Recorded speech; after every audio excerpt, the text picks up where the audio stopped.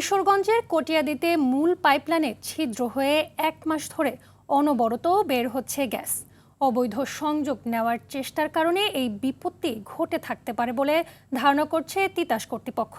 দেশে গ্যাস সংকটের এই সময়ে এমন অপচয় যেমন উদ্বেগের তেমন ঝুঁকিরও। কিশোরগঞ্জ থেকে শফিকুল ইসলাম নাইমের তথ্যচিত্রে জানাচ্ছেন লিওন আজাদ। AKS অর্জন করল গিনেস ওয়ার্ল্ড রেকর্ডস। AKS কিশোরগঞ্জের কটিয়াদী উপজেলার মশুয়া ইউনিয়নের আড়িয়াল খাঁ নদীর তীরে তিতাস গ্যাসের মূল পাইপলাইন থেকে অনবরত বের হচ্ছে গ্যাস। প্রথম দিকে পানির নিচে ছোট ছোট বুদবুদ দেখা গেলেও গত এক সপ্তাহ ধরে বড় আকারে গ্যাস বের হতে দেখা যাচ্ছে। শুরুতে বিষয়টি স্থানীয়রা বুঝতে না পারলেও পরে তারা জানতে পারেন মূল পাইপলাইন ছিদ্র হয়ে এভাবে গ্যাস বের হচ্ছে।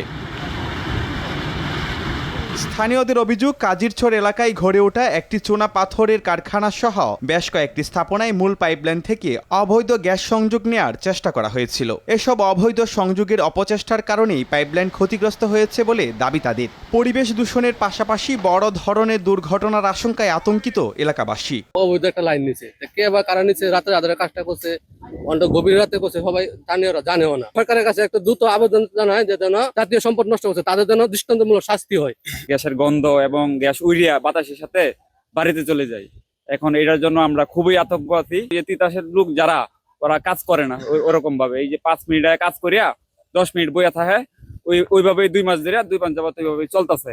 খবর পেয়ে তিতাস গ্যাস কর্তৃপক্ষ ঘটনাস্থলে কারিগর পাঠিয়ে মেরামতের কাজ শুরু করে। প্রথম দফায় কয়েকজন কারিগর প্রায় 2 সপ্তাহ চেষ্টা করেও পাইপলাইন মেরামত করতে ব্যর্থ হন। পরে নতুন করে আবারও কারিগর পাঠানো হয়। পানির নদীর প্রচন্ড স্রোত এবং বৃষ্টি, যার কারণে পানি ভরে যাওয়াতে এই লিকেজটা বড় আকারে ধারণ। এটা আমরা মেরামতের জন্য উদ্যোগ নিয়েছি।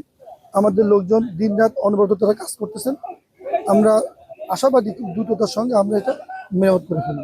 যদি খুব দ্রুত এই পাইপলাইনের ছিদ্র মেরামত করা না হয় তবে পরিবেশ দূষণের পাশাপাশি বড় ধরনের দুর্ঘটনার ঝুঁকি আরও বাড়বে। সেই সাথে প্রতিদিন অপচয় হবে সরকারের লক্ষ টাকা রাজস্ব। Leon Azad, RTV।